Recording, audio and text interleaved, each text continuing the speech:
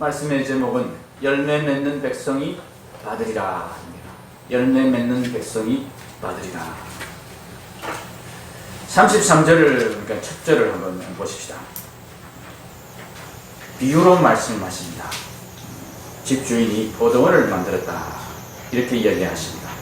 포도원을 대충 만든 것이 아닙니다. 아주 정성을 다해서 만들었습니다. 산울타리로 둘렀습니다. 짐승들의 침입을 막기 위해서죠. 망대까지 지어서 잘 지킬 수 있게 했습니다. 거기에다가 적잖은 틀을 만들어서 포도를 수확한 이후에 처리까지도 완벽히 할 수 있도록 세심하게 신경을 썼습니다. 모든 것이 잘 갖추어진, 완벽하게 갖추어진 포도원을 만들어서 이 주인이 농부들에게 세를 주었습니다. 그런데 주인이 세를 받으려고 열매 거둘 때가 가까웠을 때, 34절입니다. 그 열매를 받으려고 자기 종들을 보내었습니다. 그 농부들이 이렇게 주인이 잘 만들어 준 이 포도원을 통해서 자기들의 수익을 얻고 자기들의 생계를 유지하고 자기들이 필요한 것들을 이 포도원을 통해서 다 얻게 되었음에도 불구하고 세를 내려 하지 않았습니다. 종들을 오히려 잡아서 심히 때리고 죽이고 돌로 쳤다. 상식적으로 이해가 되지 않는 일이죠. 그런데 더 상식적으로 이해되지 않는 일이 그 다음에 일어납니다. 36절입니다. 종을 보냈는데 세를 주지 아니하고 돌로 치고 때리고 죽였는데 그 주인이 다시 종을 보냅니다.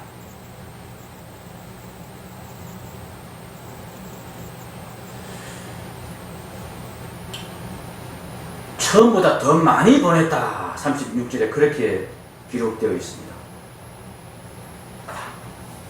그런데 더 많이 보낸 종에게 똑같이 이 농부들이 했습니다. 똑같이 때리고 돌로 치고 죽였습니다. 이쯤 되면 아무리 그 새가 그 포도를 이제 열매를 새로 받는 것인데 그 포도를 받으려고 종을 보냈는데 종이 죽었습니다. 또 보냈는데 또 죽었습니다. 그러면 포도 받는 것을, 열매 받는 것을 그만두고 찾아와서 이 농부들을 어떻게 하든지 혼을 내든지 그래야 될 것 아닙니까? 그런데 이 열매가 도대체 뭔지 이 주인은 다시 사람을 보내는데 누구를 보냅니까? 아들을 보냅니다. 37절에 후에 자기 아들을 보내며 이르되 그들이 내 아들은 존대하리라.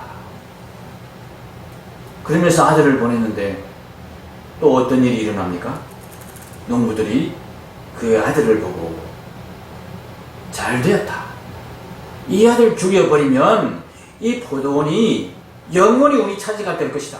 이 아들이 유일한 상속자니까 상속자가 없어지면 결국은 이 포도원은 우리 것이 되지 않겠느냐. 우리가 생각하기엔 너무나 어리석은 생각이죠. 너무나 바보 같은 생각이죠.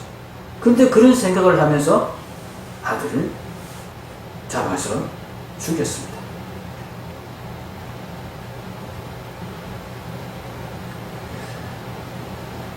그럼 이 지점에서 우리는 이 주인이 도대체 왜 이렇게 하는지, 농부들이 그렇게 하는 것은 뭐 이게 집단적으로 이런 바보 같은 짓을 할 수 있다 생각이 되지만은 이 주인이 보통 주인이 아닌데 이 주인이 누굽니까? 하나님. 네, 하나님. 비유로 말씀했다 그러지 않습니까? 그죠? 33절에 비유를 들으라. 하나님이 집주인이 되신 그런 이야기를 예수님이 비유로 지금 하시는 것입니다. 왜 이 주인이 종들이 그렇게 잡혀서 죽고 때림을 매를 맞고 돌로 침을 받는 그런 상황에서 계속해서 그 포도원 열매를 받으려고 또 정을 더 많이 보내고 또 보내고 그렇게 하다가 마지막에는 심지어는 자기 아들까지 보내느냐. 아들을 보내면 아들이 위험해지는 줄 몰랐습니까? 아들이 죽을 가능성이 있다는 것을 전혀 몰랐을까요? 그럼 이 주인이 그렇게 바보입니까? 앞에 종들을 보냈더니 종들을 다 죽였는데 아들 보내면 아들도 위험해질 수 있다는 생각을 하지 못했을까요? 그랬다면 정말 바보죠. 정말 멍청한 사람이죠. 그깟 포도 열매 받으려고 종들을 죽이는 일을, 종들을 죽음에 내모는 그런 위험한 일을 하면서 위험을 무릅쓰고 급기야는 자기 아들까지 죽게 만드는 이런 위험한 짓을 하는 이 주인, 바보입니까? 주인이 바보가 아니라는 것은 우리가 너무나 잘 알고 있습니다. 왜냐하면 이 주인이 하나님이시기 때문에 그렇습니다. 바보가 아닌 하나님께서 왜 이 열매, 포도 열매 받으려고 그렇게 종들을 보내고 종들을 위험에 처하게 만들고 심지어는 자기 아들까지 죽게 만드느냐 하는 것입니다. 왜 그럴까요?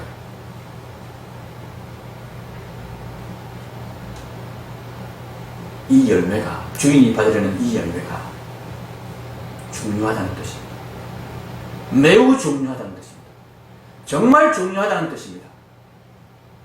주인이 종들의 목숨의 위협을 무릅쓸 만큼, 심지어는 자기 아들의 목숨이 위험해지는 그런 상황조차도 감수할 만큼 이 열매를 받는 일이 주인에게 중요했다는 뜻입니다. 이 열매가 도대체 무엇일까요?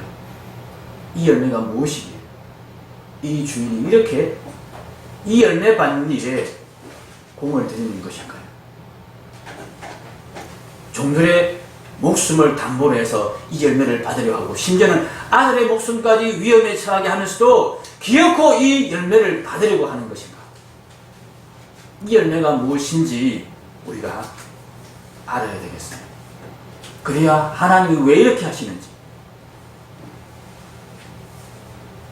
그 열매는 과연 그런 가치가 있는 것인지 우리가 알아야 되겠습니다. 우리도 이 열매와 상관이 있기 때문입니다. 예수님께서 이 열매가 무엇인지를 요한복음 15장에서 우리에게 가르쳐 주고 계십니다. 접어 놓으시고, 마태복음 22장 접어 놓으시고 요한복음 15장으로 한번 넘어가 보겠습니다. 마가복음, 누가복음 다음에 마태, 마가, 누가, 요한복음 15장입니다. 신약성경 174페이지, 173페이지에 있습니다.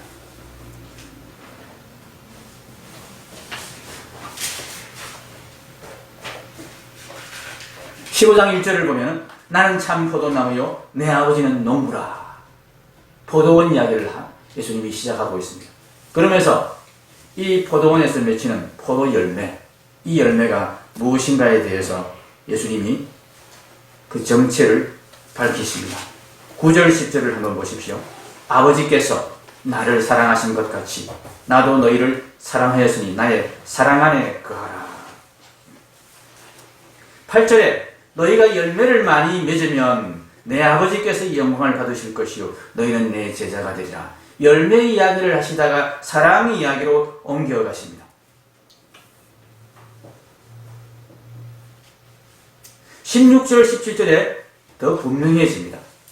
너희가 나를 택한 것이 아니요 내가 너희를 택하여 세웠나니 이는 너희로 가서 열매를 맺게 하고 또 너희 열매가 항상 있게 하여 내 이름으로 아버지께 무엇을 구하든지 다 받게 하려 함이라. 내가 이것을 너희에게 명하면 너희로 서로 사랑하게 하려 함이라.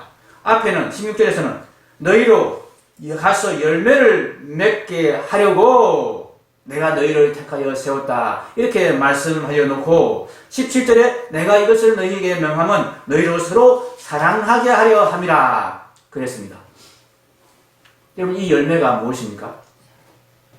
사랑의 열매를 말하는 것입니다. 너희로 하여금 열매를 맺게 하려고 내가 너희를 택했다. 이렇게 말씀해 놓고, 내가 이것을 너희에게 명하면 너희로 서로 사랑하게 하려 합니다. 열매가 사랑의 열매인 것이 분명히 밝혀지고 있습니다. 포도원 주인이 포도원 농부들에게 기대한 열매는 사랑이었습니다. 원농부는 하나님이시죠. 그 원농부이신 하나님께서 포도원을 만들어 놓고 농부들에게 세를 주어서 포도원을 경작하게 하는 가운데 그 포도원을 경작하면서 열매를 기대하는 것입니다. 그 열매가 무슨 열매입니까? 단지 포도 열매가 아닙니다. 비유입니다. 무슨 열매입니까? 사랑의 열매를 하나님께서 기대하셨습니다. 주인이 포도원을 만들 때부터 주인은 이것을 기대한 것입니다. 최초로 포도원을 만들기 시작할 때부터, 그리고 세를 줄 때부터 주인은 이 열매를 기대하고 농부들에게 포도원을 새로 준 것입니다. 태초에 하나님께서 천지를 만드시고 그 모든 것들을 인간에 주시면서, 인간에게 맡기시면서 그 모든 세상을 다스리라고 말씀하셨습니다. 이 세상을 다스려가는 가운데 인간이 그 가운데서 맺어야 될 열매는 바로 이 사랑의 열매였습니다. 우리 인간들에게 하나님이 포도원을 다 맡기셨습니다. 마음대로 경작하라고 하셨습니다. 그런데 하나님께서 그렇게 하시면서 기대하신 열매가 있었습니다. 사랑의 열매인 것입니다. 하나님은 우리를 하나님의 형상으로 만드셨습니다. 하나님의 형상은 바로 삼위일체 하나님의 그 사랑을 말하는 것입니다. 그 사랑의 모습을 우리가 포도원을 경작하는 가운데, 이 세상을 다스리는 가운데, 세상을 사랑으로 다스리는 가운데, 그 가운데서 하나님의 사랑을 우리가 경험하고 하나님의 사랑을 체험하고 하나님의 사랑을 실천해보고, 그렇게 하면서 하나님의 사랑을 닮아가는 온전한 하나님의 사랑을 이루어가는 것을 하나님께서는 원하셨던 것입니다. 그것을 기대하고 하나님은 포도원을 우리에게 다 맡기셨습니다. 이 온 세상을 우리에게 다 맡기셨습니다. 하나님이 열매를 내라고 하시는 것은 하나님이 그 열매를 먹기 위해서가 아닙니다. 하나님께서 배가 고파서 포도 열매가 먹고 싶어서 종들을 시켜서 포도 열매 받아오라고 그렇게 시키신 것이 아닙니다. 진짜 이 열매를 제대로 맺었는지 확인하기를 원하신 것입니다. 하나님이 필요해서가 아니고 우리가 정말 이 열매를 맺어야만이, 이 사랑의 열매를 온전히 맺을 수 있는 자가 되어야만이 온전한 하나님 나라를 상속받을 수 있기 때문에, 하나님께서 이 세상을 만들어 우리에게 주신 것은 이 열매를, 포도 열매를 맺는 훈련을 시키기 위해서였습니다. 그래서 우리가 이 세상 가운데서, 이 포도원 가운데서 하나님께서 뜻하신 대로 포도원을 잘 가꾸고 다스려서 하나님이 원하시는 그 사랑의 열매를 우리가 맺게 되었을 때, 하나님, 우리가 이런 열매를 맺었습니다. 하나님 보시기에 어떻습니까? 하나님 보시고, 그래, 됐다. 이제 너희가 제대로 열매를 맺는구나. 너희가 정말 내 형상이 되었구나. 이렇게 하나님께서 인정하시며 하나님의 나라를, 온전한 하나님의 나라를, 진짜 하나님의 나라를 우리에게 상속시켜 주시려고, 그 하나님 나라를 온전히 누리게 해주시려고 하나님은 이렇게 하신 것입니다. 하나님의 나라는 사랑의 나라입니다. 하나님의 나라는 하나님의 사랑을 가지지 못한 자들은, 하나님의 사랑을 할 수 없는 자들은 그 나라를 누릴 수가 없는 나라입니다. 하나님 나라의 법이 사랑이기 때문입니다. 하나님 나라의 법을 지키지 않는 자가 하나님 나라에서 살 수가 없습니다. 하나님은 우리에게 온전한 하나님 나라, 영원한 하나님의 나라, 진짜 하나님의 나라를 우리에게 상속시켜 주시기 위해서, 진짜 우리에게 주시기 위해서 먼저 포도원을 만들어서 거기에서 온전한 사랑의 열매를 맺는 연습을 하라고 하신 것입니다. 훈련을 시키신 것입니다. 그런데 이 농부들이 그 열매를 맺지 못했습니다. 맺지 못했으니까 사실상 내놓지 못한 것입니다. 포도 열매를 그러나 주인은 기어코 받으려고 종들을 보냅니다. 기어코 받겠다고 하십니다. 그러면서 마지막에는 아들까지 보냈습니다. 오늘 말씀을 보면은 그 일이 실패로 끝난 것 같습니다. 마태복음 22장으로 다시 돌아가겠습니다. 표시해 놓으시고, 적어 놓으시고, 요한복음 15장 적어 놓으시고, 마태복음 22장으로 돌아가겠습니다. 21장,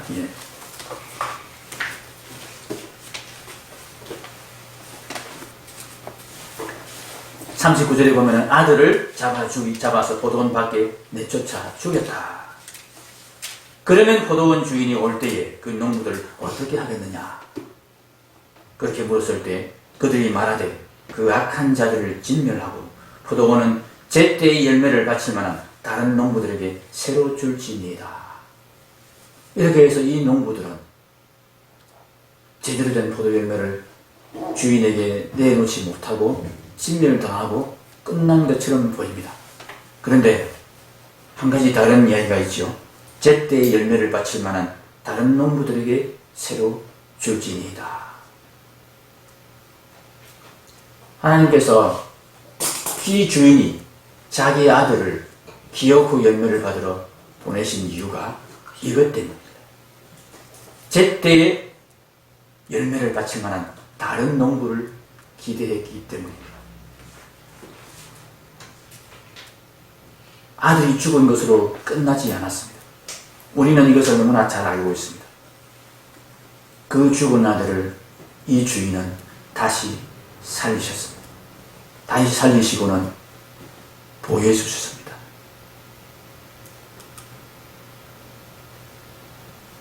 내 아들을, 너희들이 죽인 내 아들을 내가 다시 살렸다. 너희들이 내 아들을 통해서 무엇을 보았느냐? 내 아들을 통해서 너희들이 본 것이 무엇이었느냐? 그러시면서 아들을 높이 하늘에 올리셨습니다. 그 아들이 주인의 명을, 아버지의 명을 받아서 이 포도원에 와서 보여준 것이 무엇입니까? 아버지의 사랑입니다. 하나님이 세상을 이처럼 사랑하사 독생자를 주셨으니 하나님의 독생자가 오셔서 우리에게 보여주신 것은 아버지의 사랑입니다. 아버지가 바보가 아닙니다. 아버지가 이 농부들을 얼마나 사랑하시는지, 이 농부들의 기어코 사랑의 열매를 받기를 원하시는 아버지의 마음을 이 아들이 와서 다 보여주고 가르치고 증거하는 것입니다. 심지어는 그들을 위해서 아들을 대속 제물로 죽이시기까지 하는 아버지의 사랑을 아들은 보여주었습니다. 아버지가 그렇게 하라고 하니까, 아버지가 이 농부들을 여전히 사랑하며 그들에게 여전히 사랑의 열매를 기대하면서 그렇게 아들에게 명하시는 명령을 아들은 다 순종하며 아버지의 사랑을 나타내었습니다. 그 아들을 하나님이, 주인이 높이십니다. 이런 사랑을 가진 내 아들을 내가 너희들의 왕으로 세우겠다. 이 내 아들의 사랑을 보고 너희들도 이 사랑을 가지게 된다면, 이 사랑을 담게 된다면 너희들도 내 사랑의 나라, 내 아들의 나라에 너희들도 함께 참여하게 될 것이다. 영원한 생명을 얻어서 그 아들의 나라에 들어가게 될 것이다. 이것을 선포하십니다. 농부들은 필요 없다. 우리는 이 포도원만 있으면 된다. 이 포도원이 영원히 우리 것이 되면 된다. 그렇게 생각하고 아들을 죽였지만 그 주인은, 하나님은 그 아들을 높이 세워서 그 아들로 인해서 새로운 구원이 시작되고 새로운 하나님의 사랑의 나라가 소망이 된다는 것을 보여주셨습니다. 주인이 바보가 아닙니다. 아들이 죽은 것으로 끝나버린다면 주인은 참으로 바보가 되는 셈이죠. 그런데 이 주인이 이 농부들이 아들을 죽일 위험을 분명히 알면서도 아들을 기어코 열매를 받으러 보낸 것은 아들로 인해서, 아들을 통해서만이 새로운 하나님의 나라가 세워질 것을 아셨기 때문입니다. 농부들이 다시 시작할 수 있는 길이 아들을 통해서 열렸습니다. 아들의 그 사랑을 보고 하나님께서 우리를 얼마나 사랑하시는지를 깨달은 자들이 회개하기 시작하는 것입니다. 잘못했다고 하나님께 용서를 빌기 시작하는 것입니다. 우리가 배은망덕했습니다. 하나님께서 우리를 얼마나 사랑하시는지를 우리가 몰라서 하나님이 열매 내놓으라는 것, 그것이 우리를 위한 것인 줄을 모르고 하나님 배불리려고 하나님 위해서 하나님 좋으려고 그러시는 줄 우리가 착각하며 안 하겠다고 우리가 그렇게 참 바보 같은 짓을 했습니다. 그러면서 하나님이 우리를 사랑하시는 그 사랑을 이제 우리가 알겠습니다. 하나님이 이 모든 것을 우리를 위해서 주셨다는 것을 알겠습니다. 하나님께서 열매를 내놓으라고 하시는 것도 우리를 위해서 그렇게 하신 것을 알겠습니다. 그러면서 하나님 앞으로 돌아오는 자들이 생기는 것입니다. 그들을 예수님이 받아서 그들과 함께 해주시겠다고 약속하셨습니다. 부활하신 예수님께서, 다시 살아나신 예수님께서 회개하는 자들을 맞이하여 그들에게 성령을 선물로 보내서 예수님과 함께 지내는 삶을 살도록 하시겠다고 하셨습니다.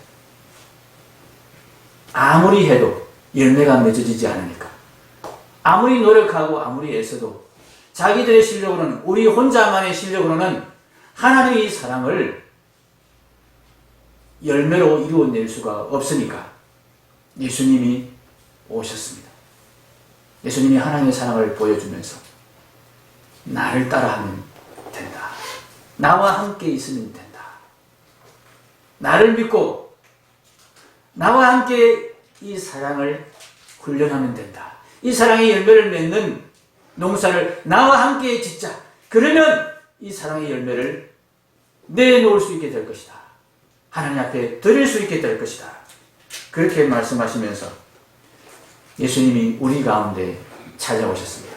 하나님의 사랑을 직접 보여주시고 들려주시고 만지게 해주시고 느끼게 해주셨습니다. 우리의 남편이 되어서 우리가 항상 함께 살면서 항상 함께 계시면서 하나님의 사랑을 보여주시고 하나님의 사랑을 담게 해주시겠다고 약속하셨습니다. 그것을 위해서 우리의 옛죄를 사시기 위해서 자기의 몸을 버려 피 흘려서 대속해 주시고 그 대속의 피를 믿는 자들에게 성령님을 보내셔서 언제나 예수님과 함께 교통하고 예수님과 함께 말하고 예수님과 함께 이야기하고 예수님과 함께 지내는 삶을 살 수 있게 해주셨습니다. 그래서 예수님이 우리의 모퉁이 돌이 되신 것입니다.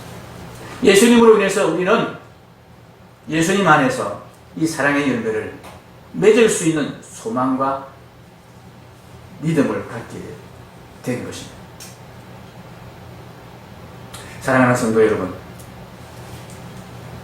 예수님은 마태복음 28장에서 마지막 부분에서 제자들에게 대비 명령을 주셨습니다.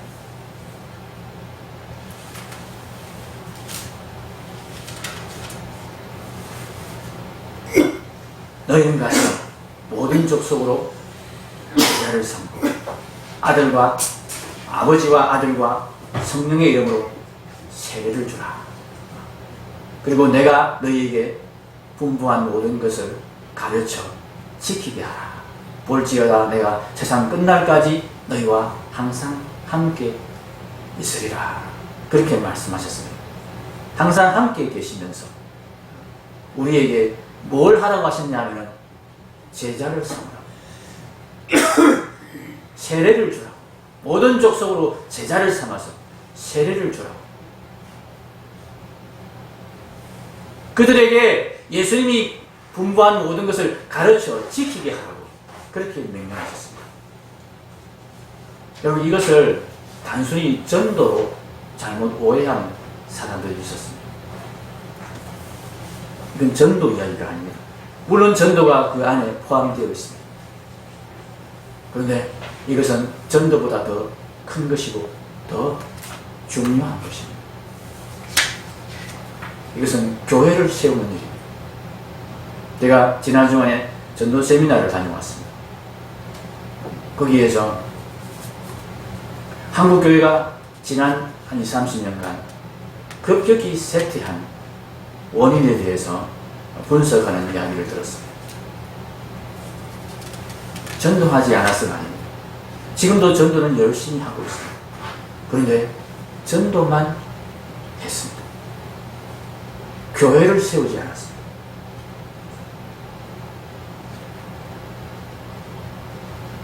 사랑의 열매를 맺어야 하는데 전도만 한 것입니다. 사랑의 열매가 맺어지는 곳은 교회 아닙니다. 예수님께서 뭐라고 하셨습니까? 요한복음 15장으로 다시 돌아가겠습니다.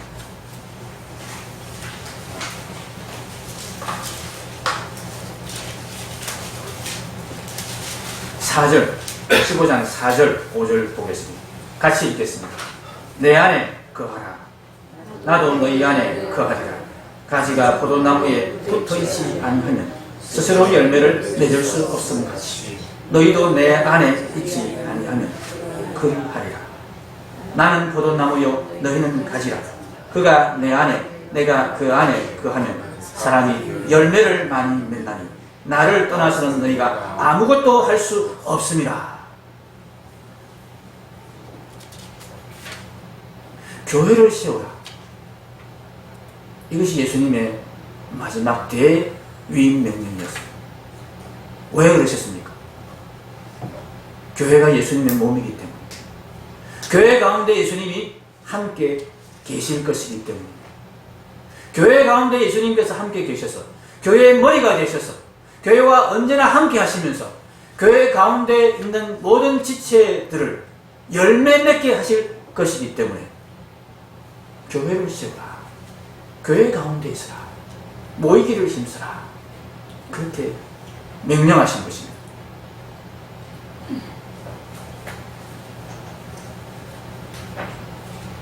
단순히 예배당의 사람을 데려오는 것이 전도가 아닙니다. 물론 그것도 전도죠. 그것으로 끝난다면 교회가 되어지지 않습니다. 한국 교회가 되지를 못했습니다. 전도는 많이 했는데 사람만 모았습니다. 그 사람이 많아졌습니다. 그런데 교회가 되지 못하니까 그곳에 사랑의 열매가 맺혀지지 못했습니다.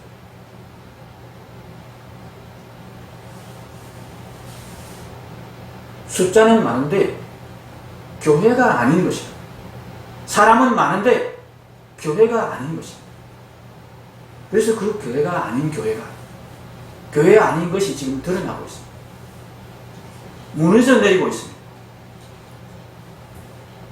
2000년대 초반에 한국 교회의 숫자가 8만이 좀 넘었다고요. 지금 교회 숫자가 얼마인지 아세요? 5만 정도 됩니다. 거의 반토막이 났습니다. 그런데 만약에 20, 30년이 더 지나면 지금의 3분의 1 수준이 될 것이라고 이야기합니다. 왜 그러냐 하면 교회 안의 젊은 세대가 3분의 1이 채 안 되기 때문에 50대 미만 세대가 3분의 1이 채 안 됩니다. 지금 교회 안에 이대로 쭉 가면 그 인원 중에서 또 떨어져 나갈 인원이 생기겠죠. 한 20년, 30년 후에는 3분의 1도 남지 않을 것이다. 일본 교회의 모습하고 똑같이 될 것이다. 한국 교회가. 특별한 변화가 없다면 교회를 만들지 않았을까. 전도는 지금도 많이 하고 있습니다. 근데 교회를 만드는 일에, 교회를 세우는 일에 힘을 쏟지 않습니다. 전도를 많이 하는 것보다 중요한 것이 교회를 만드는 것, 교회를 세우는 것, 교회가 되는 일입니다. 교회가 되어야 그 다음에 전도되어 오는 자들이 사랑의 열매를 맺게 되고, 그 사랑의 열매를 맺는 온전한 교회가 정말 세상의 빛과 소금이 되어서 점점 더 왕성해지고 점점 더 생명력이 있어서 세상에 하나님의 복음을, 하나님의 생명력을 그렇게 정말 멋있게, 분명하게, 확실하게 전하는 힘 있는 교회가 되는 것입니다.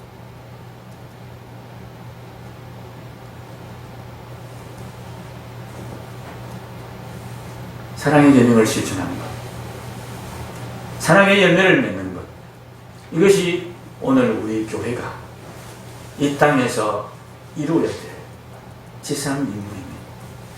하나님의 명령입니다. 하나님이 가장 원하시고 기대하시는 열매입니다. 하나님이 이 세상을 만드신, 포도를 만들어 놓고 기대하신 열매가 바로 그것입니다.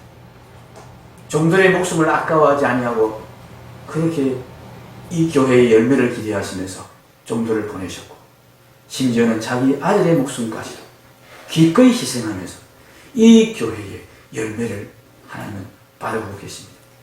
이 열매가 있어야 비로소 하나님이 원하시는 그 아름다운 하나님의 나라가 완성될 것이기 때문입니다. 하나님은 그 나라를 정말 기대하시고 원하시는 분이십니다. 하나님은 사랑이시기 때문에 이 사랑의 나라를 하나님 완성하기를, 우리와 함께 그 사랑의 나라에서 정말 하나님의 사랑을 온전히 누리며 서로 주고받으며 그렇게 사는 날을 하나님 고려하고 계십니다. 이 일을 위해서 우리가 이 땅에서 부름받았습니다. 바로 교회입니다. 교회는 이 일을 하는 것입니다. 이 사랑의 열매를 맺기 위해서 교회가 있는 것입니다. 여러분, 우리가 교회로 모였습니다. 오늘 예배를 드립니다. 그런데 이 교회 예배 중에, 이 교회 모임 중에 우리에게서 만약 서로를 향한 관심이 별로 없는 상태에서 우리가 예배를 드린다면, 단지 하나님께만 우리가 집중해서 예배를 드린다면 하나님은 그 예배를 기뻐하시지 않습니다. 서로를 사랑하는 일에 열심 내지 않는 교회, 서로를 향한 참 관심과 교제가 없이 예배만 드리는 교회, 이런 교회를 하나님은 기뻐하시지 않습니다. 이런 교회는 아무런 소망이 없습니다. 물론 우리가 교제만 하는 것도 아니 됩니다. 우리의 교제가 단지 친목 모임으로 전락해버리면 그건 아무런 의미가 없습니다. 세상 사람들이 모여서 즐기고 서로 참 좋아하고 재미있는 일들을 하고 그렇게 하는 그런 교제가 교회 안에 있어야 되는 교제는 아닙니다.